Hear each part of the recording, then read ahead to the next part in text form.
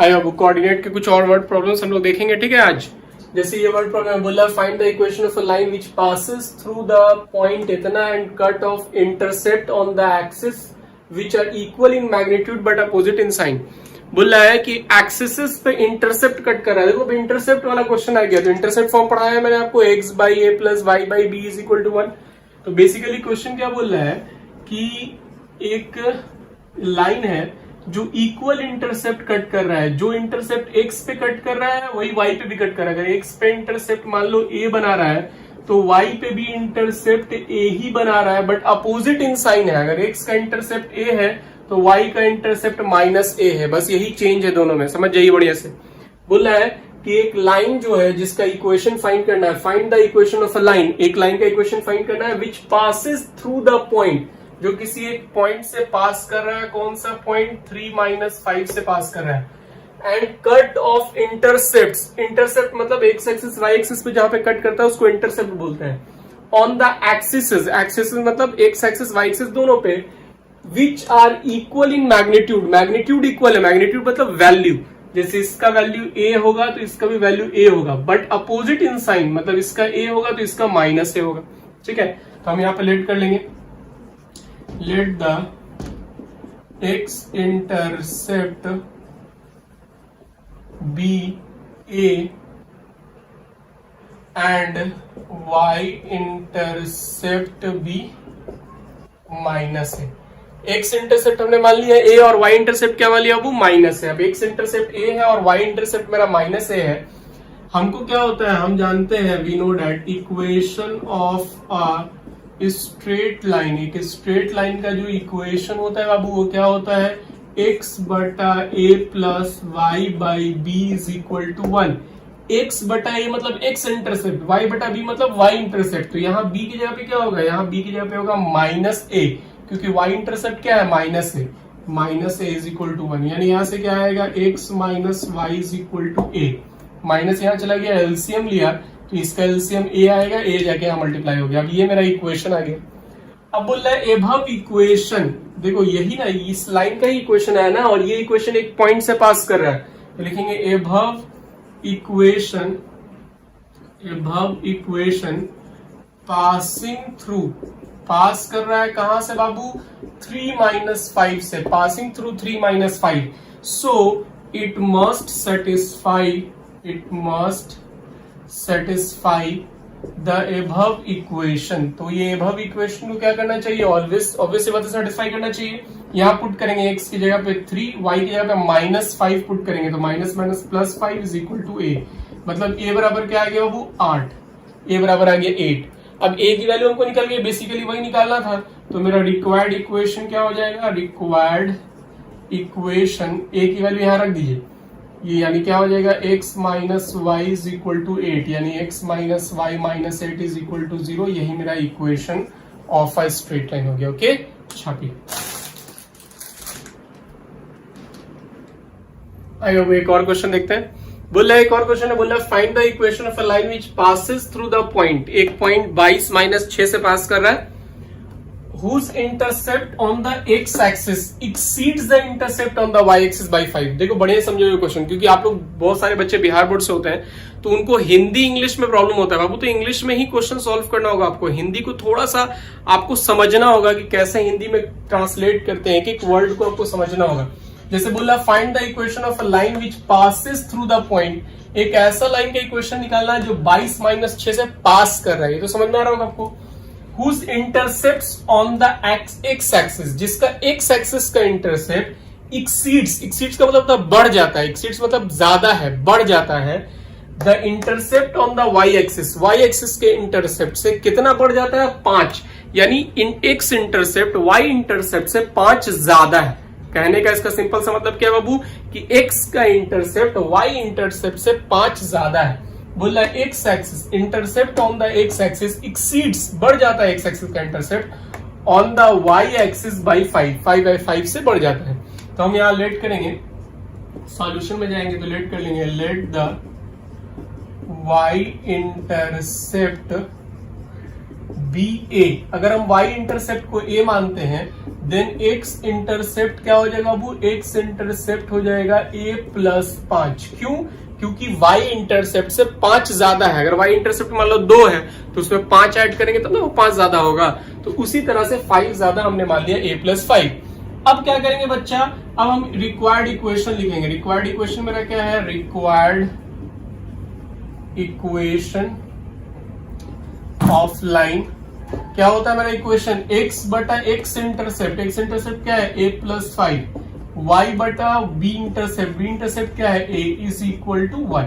ये मेरा इक्वेशन आ गया, ठीक है। अभी फिलहाल इस इक्वेशन को ऐसे ही छोड़ दीजिए और ये इक्वेशन जो है एबव इक्वेशन पासिंग थ्रू, कहां से पास कर रहा है बाबू, पासिंग थ्रू कहां से पास कर रहा है, एक पॉइंट दिया हुआ है, कहां से 22-6 से पास कर रहा है। अब 22-6 से जब ये लाइन पास कर रहा है तो ऑब्वियस सी बात है उसको सेटिस्फाई करेगा तो जब x और y यहां रखेंगे तो LHS RHS के बराबर आएगा, उससे आपका a का वैल्यू निकल जाएगा। तो लिखेंगे यहां पे सो it must satisfy the above equation. Above equation को क्या करना चाहिए, सेटिस्फाई करना चाहिए। पुट करते हैं 22 बटा a+5 और y की जगह पे 6 रखेंगे, -6 बटा a इज इक्वल टू 1। इसको अब आपको सॉल्व करना है बाबू। सॉल्व करते हैं, एलसीएम लीजिए, a+5a 22a - 6a+5 is equal to 1, ठीक है। क्रॉस मल्टीप्लाई करेंगे, क्या आ जाएगा 22a - 6a और ये जाएगा मल्टीप्लाई होगा -30 is equal to a² + 5a, ठीक है। चलिए अब इसको क्वाड्रेटिक इक्वेशन आ गया। बेसिकली क्या आ गया, a², ये 22 से उधर जाएगा माइनस होगा तो 22 5 में से घटेगा तो कितना बचेगा, 17 बचेगा। तो -17a और ये उधर जाएगा तो +30 इज इक्वल टू 0, ये आ गया बेसिकली। अब ये जो आया है देखो, ये 22 उधर जाएगा तो 17 हो गया, 5 से घट के और 30 उधर गया तो प्लस हो गया। अब ये जो आया है मेरे को इसको सॉल्व करना होगा। a² - 15a - 2a + 30 लिख सकते हैं इज इक्वल टू 0। 15 और 2 को जोड़िएगा 17 आएगा, 15 दूनी 30 हो जाएगा। a माइनस निकलेगा, a - 15 हो जाएगा। यहाँ से 2 निकालेंगे तो a - 15 हो जाएगा इज इक्वल टू 0, यानी यहाँ से आ जाएगा a - 2 और a - 15 इज इक्वल टू 0, यानी a बराबर आ गया 2 और a बराबर 15।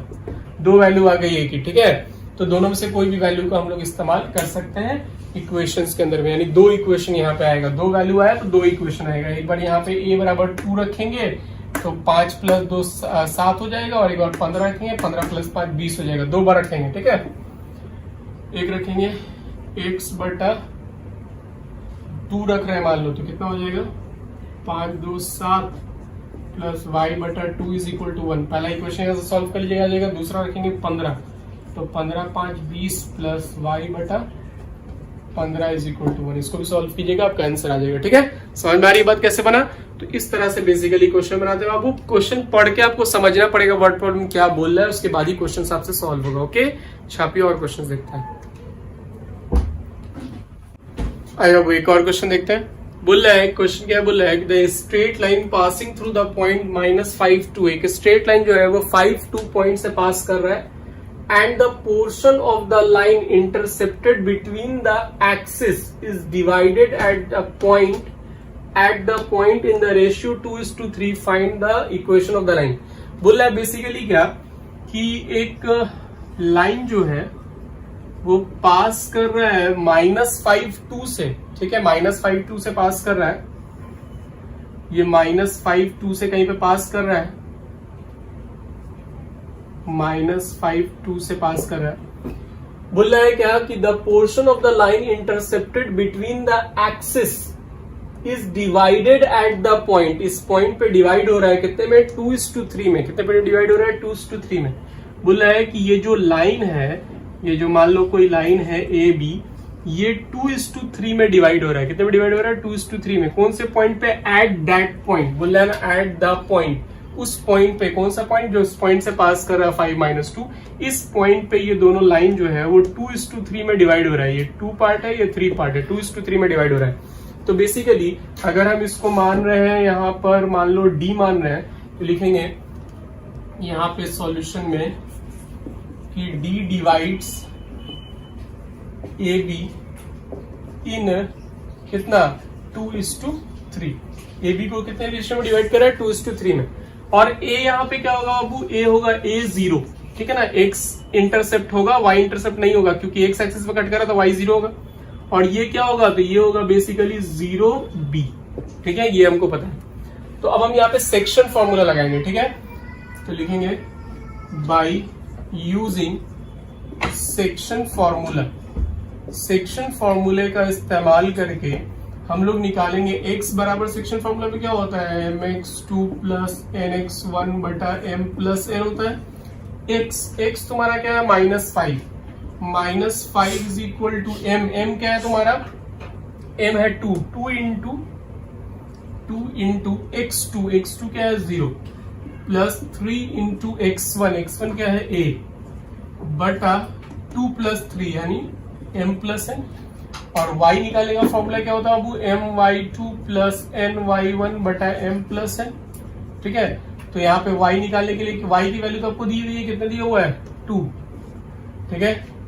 my2, m क्या है 2, y कितना है b प्लस ny1 मतलब बाबू मेरा n यानी n है 3 और y1 तुम्हारा कितना है 0 बटा 2 प्लस 3, यानी बेसिकली -5 इज इक्वल टू क्या आ गया 3a बटा 5। और यहां से 2 बराबर कितना आ गया 2b बटा 5, है ना। चलिए तो अब सॉल्व करते हैं इसको। यहां से आ जाएगा 25 और यानी a बराबर क्या आएगा -25 बटा 3, 5 आके मल्टीप्लाई होगा 3 आके डिवाइड होगा, a बराबर आ गया -25 बटा 3 और b बराबर कितना आएगा 2 से 2 कट जाएगा, b बराबर आ गया b ये जाके 5 जाके यहाँ मल्टीप्लाई हो जाएगा, यानी b बराबर आ गया 5। तो a और b दोनों निकल गया आपको। अब आपको चाहिए इक्वेशन, तो रिक्वायर्ड इक्वेशन ऑफ लाइन क्या हो जाएगा, वो क्या होता है फॉर्मूला x बटा a plus Y by B is equal to 1।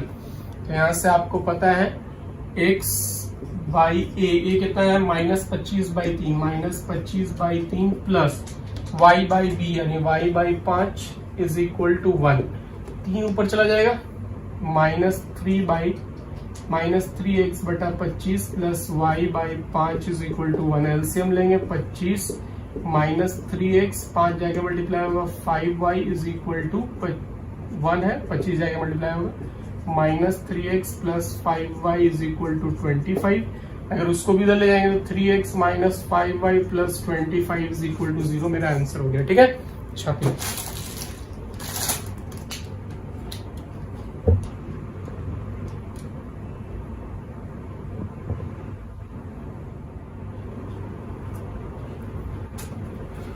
आइए बाबू एक क्वेश्चन देखते हैं। ये जो क्वेश्चन है बोल रहा है कि एक पॉइंट का इमेज इस लाइन में फाइंड करना है। ये भी कोऑर्डिनेट ज्योमेट्री का ही क्वेश्चन है, समझिएगा।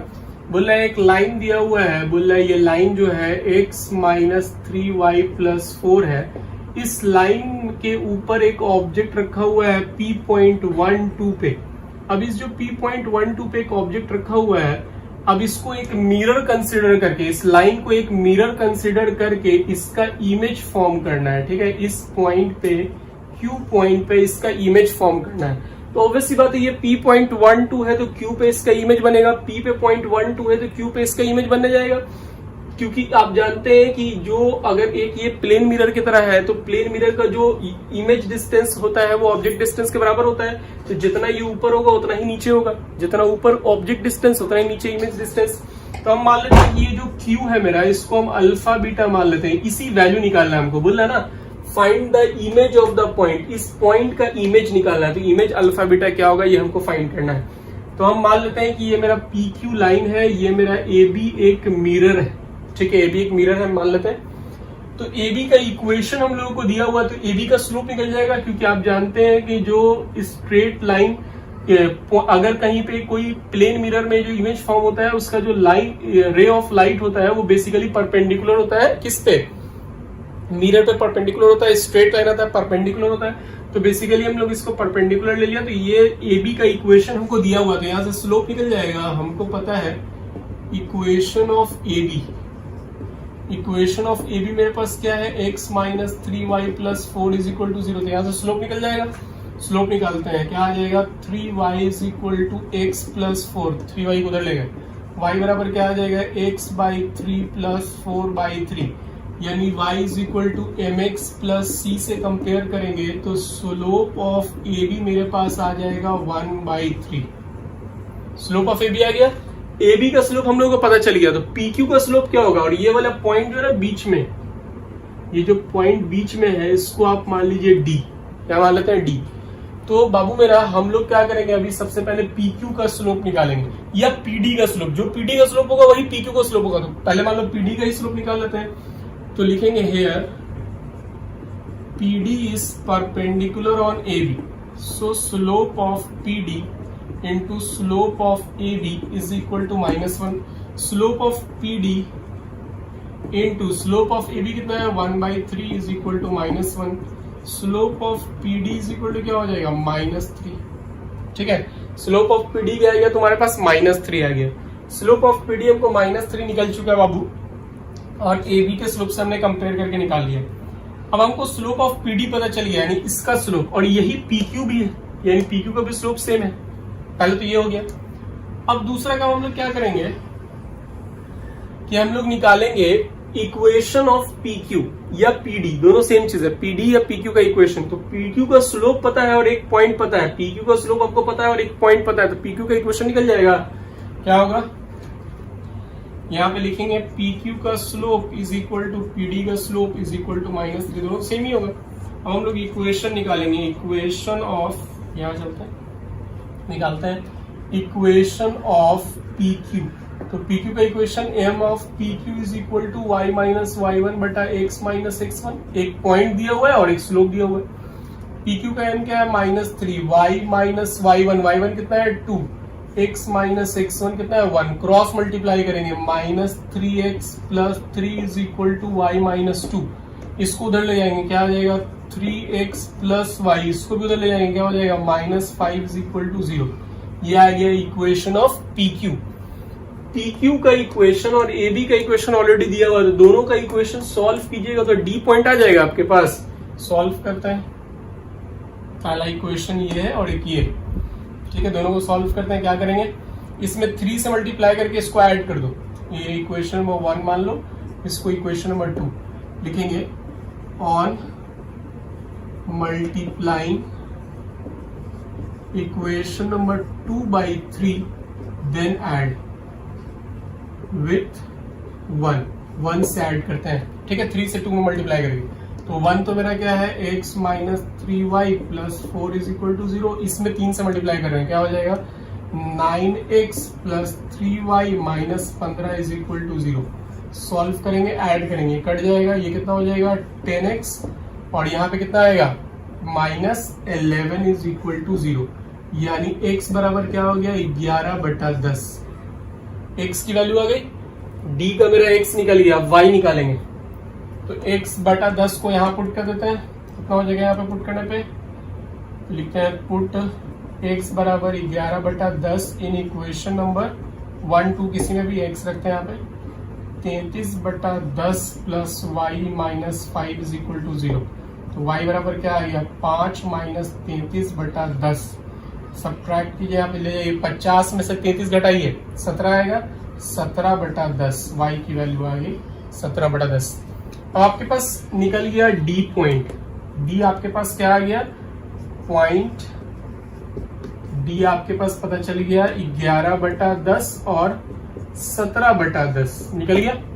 अब देखो, क्योंकि ये प्लेन मिरर में इमेज फॉर्म हो रहा है तो जो ऑब्जेक्ट डिस्टेंस है वही इमेज डिस्टेंस है, यानी ये वाला डिस्टेंस 3D और DQ दोनों सेम है।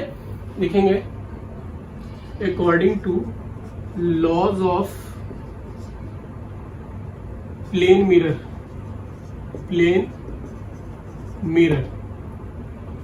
Image object distance is equal to image distance, जो ऑब्जेक्ट डिस्टेंस होता है वो इमेज डिस्टेंस होता है। So D is the mid point of PQ, इसलिए D PQ का क्या है मिड पॉइंट है। अब ये मिड पॉइंट है, बाबू मेरा x1 plus x2/2 mid point formula लगा देंगे, मिड पॉइंट फॉर्मूला लगाएंगे तो क्या होगा x बराबर अल्फा प्लस 1, अल्फा प्लस 1/2 और x की वैल्यू क्या है 11/10, 11/10 is equal to alpha plus 1/2। ये कट गया, यहां से आप आ गया 11/5, अल्फा बराबर क्या हो गया 11/5 माइनस 1, 11/5 माइनस 1, तो अल्फा बराबर क्या हो जाएगा 6/5, अल्फा आ गया 6/5। निकालिए बीटा, बीटा क्या होगा मतलब y के लिए लिखिए, y के लिए क्या होगा बीटा प्लस 2, बीटा प्लस 2/2 है ना बाबू, ऐसे ही होगा बीटा प्लस 2/2। अब ये आपको यहाँ पे बीटा की वैल्यू कितनी है 17/10, 17/10 is equal to beta plus 2/2। 2 से यहाँ कट गया 5 और ये 2 इधर आएगा तो बीटा बराबर क्या हो जाएगा 17/5 माइनस 2, घटाइए 10 यानी 7/5, बीटा बराबर कितना आ गया 7/5, अल्फा आ गया 6/5 और बीटा आ गया 7/5। मतलब मेरा ये जो इमेज है अल्फा बीटा ये निकल गया, तो मेरा इमेज का आंसर क्या हो जाएगा 6/5 और 7/5, ओके छापिए।